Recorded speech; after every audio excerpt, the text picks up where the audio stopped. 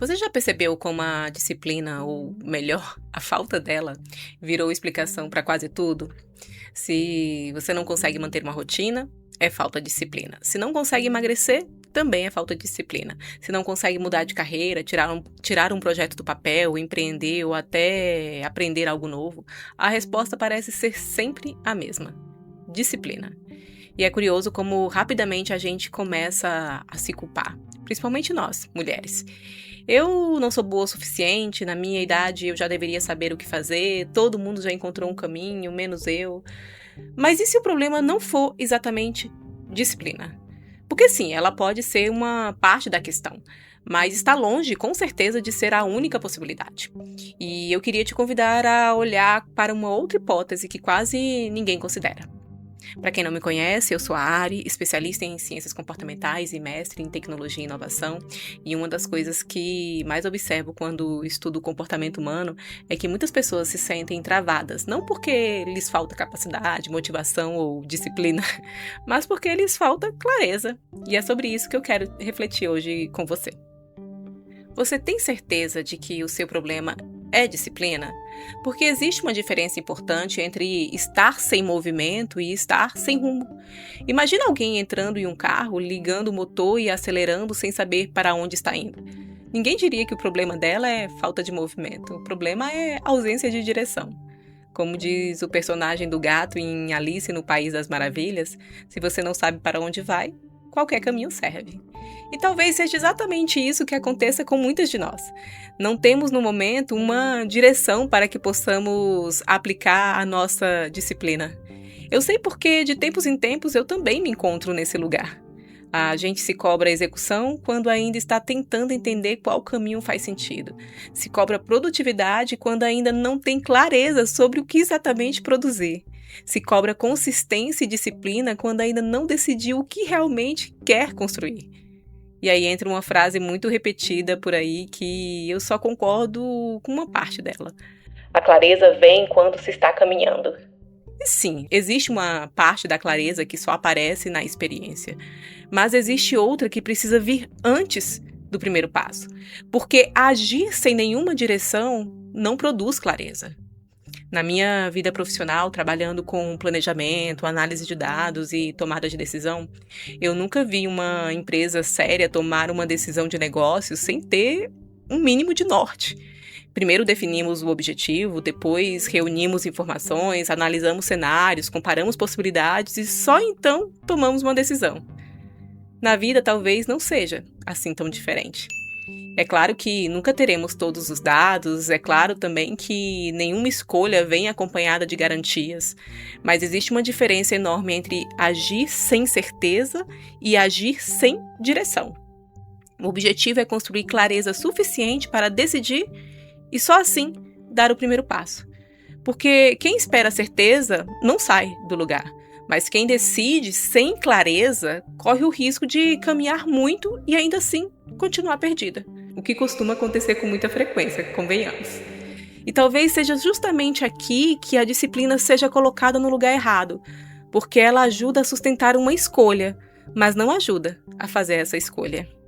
Tá, Ari, mas como encontrar uma direção antes de me cobrar disciplina? Muitas vezes a gente simplesmente pensa: eu não sei o que fazer da minha vida. E essa frase até parece uma busca por decisão, mas ela não é. Ela representa um estado de confusão. E estados de confusão dificilmente são resolvidos com respostas rápidas. Eles precisam ser organizados. Ao longo da minha carreira, tanto ajudando lideranças a tomar decisões quanto tomando as minhas próprias, eu percebi que decisões melhores sempre começam com perguntas. E talvez essa ideia não seja assim tão nova quanto parece. Há mais de 2000 anos, Sócrates conduzia seus diálogos fazendo perguntas e não entregando exatamente respostas. Porque as perguntas nos obrigam a organizar o pensamento, a revisar aquilo que acreditamos, a perceber contradições e muitas vezes a encontrar respostas que já estavam ali, mas que ainda não tínhamos conseguido enxergar. É exatamente por isso que, antes de procurar respostas, eu costumo começar pelas perguntas e talvez elas também possam ajudar você. A primeira delas é: qual problema eu estou realmente tentando resolver? Porque muitas vezes a gente tenta resolver várias coisas ao mesmo tempo. Nós mulheres sabemos exatamente o que é isso. Será que o problema é trabalho? Será que é a falta de perspectiva? É a carreira? Ou é o excesso de cansaço? Será que é a vontade de empreender? Ou é necessidade de ter mais autonomia? Percebe? Antes de pensar na solução, eu preciso exatamente entender qual é o problema. A segunda pergunta é: quais possibilidades realmente existem? Porque quando estamos emocionalmente envolvidas em uma situação, costumamos enxergar apenas duas opções. Mas a realidade quase sempre oferece mais caminhos do que conseguimos perceber naquele momento. A terceira pergunta é: o que eu ganho e o que eu perco em cada alternativa?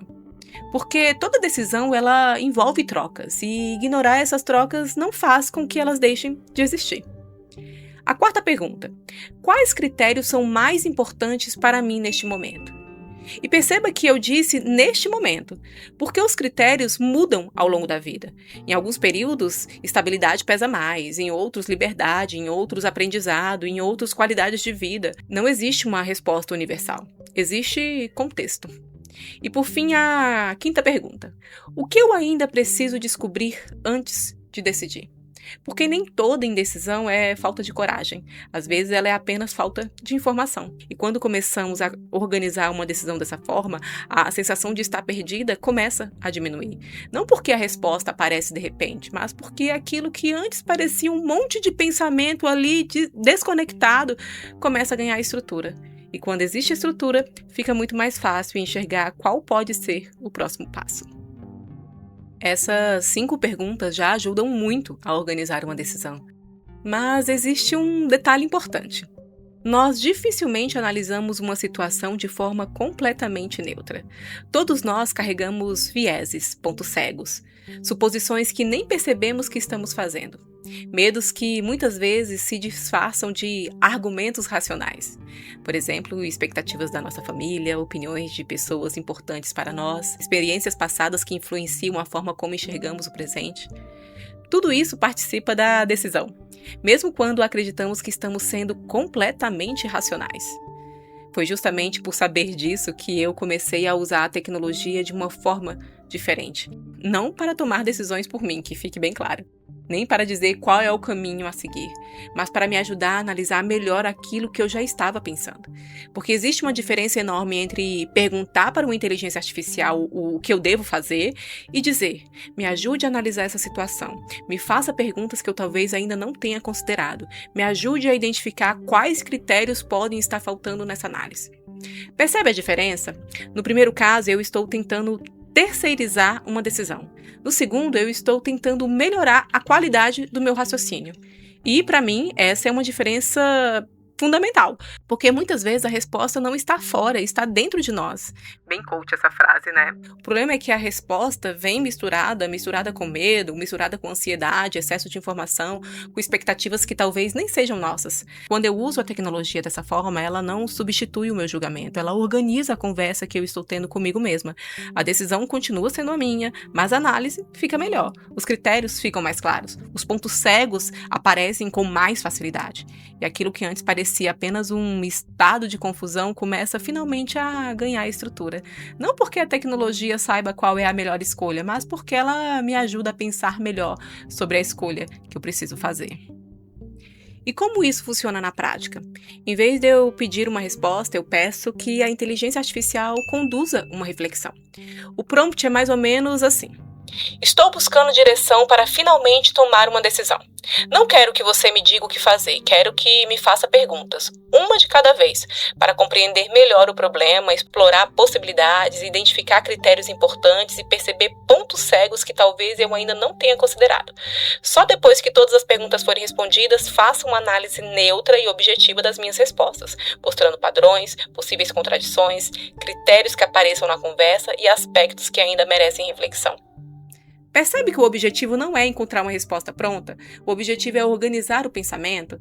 A inteligência artificial vai organizar a conversa, o raciocínio e, no final, organiza também a análise. A decisão continua sendo sua, mas agora ela é tomada com muito mais consciência. Espero que depois de tudo isso você pare de se cobrar disciplina. Não porque ela não seja importante, ela continua sendo.